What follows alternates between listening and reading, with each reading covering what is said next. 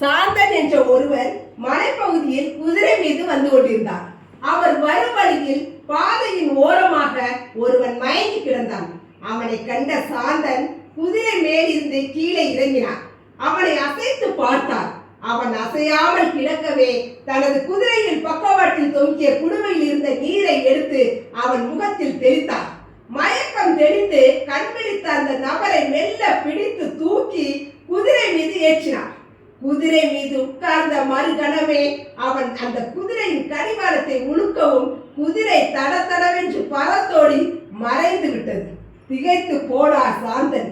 அப்போதுதான் அவன் ஒரு திருடன் என்பதும் இதுவரை அவன் நடித்துள்ளான் என்பதும் தெரிந்தது. குதிரை இல்லாததால் இரவு முழுவதும் மெல்ல நடந்து வீட்டை அடைந்தவர் சில தினங்கள் கழித்து சந்தைக்கு குதிரை வாங்க போனார். அங்கே குதிரைகள் விற்கும் இடத்தில் அந்த திருடன் இவரது குதிரையுடன் நின்று கொண்டிருந்தான். சாந்தன் மெல்ல சென்று அவன் தோளை தொட்டார். திருடன் பயந்தே போய்விட்டான். திரும்பி பார்த்த திருடன் பேயறிந்தது போல் நின்றான். சாந்தன் மெல்ல சிரித்தார். சொல்லாதே என்றார். திருடன் மிரண்டான். எது என்ன என்று சம்பந்தமில்லாமல் உளறி கொட்டினான். சாந்தன் சொன்னார், குதிரையை நீயே வைத்துக்கொள், ஆனால் நீ அதை அடைத்த விதத்தை யாரிடத்திலும் சொல்லாதே. மக்களுக்கு இப்படி ஒரு சம்பவம் நடந்தது தெரிய வந்தால் எதிர்காலத்தில் உண்மையிலேயே யாராவது சாலையில் மயங்கி கிடந்தால் கூட உதவ முன்வர மாட்டார்கள்.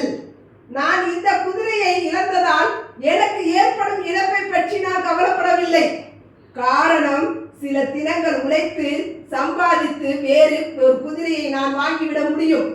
தீயவன் நீ ஒருவன் தவறு செய்ய நல்லவர்கள் பலருக்கு காலாகாலத்துக்கும் உதவி கிடைக்காமல் உயிர் போகக்கூடும். புரிகிறதா என்றார். திருடனின் கண்களில் இருந்து கண்ணீர் வழிந்தது.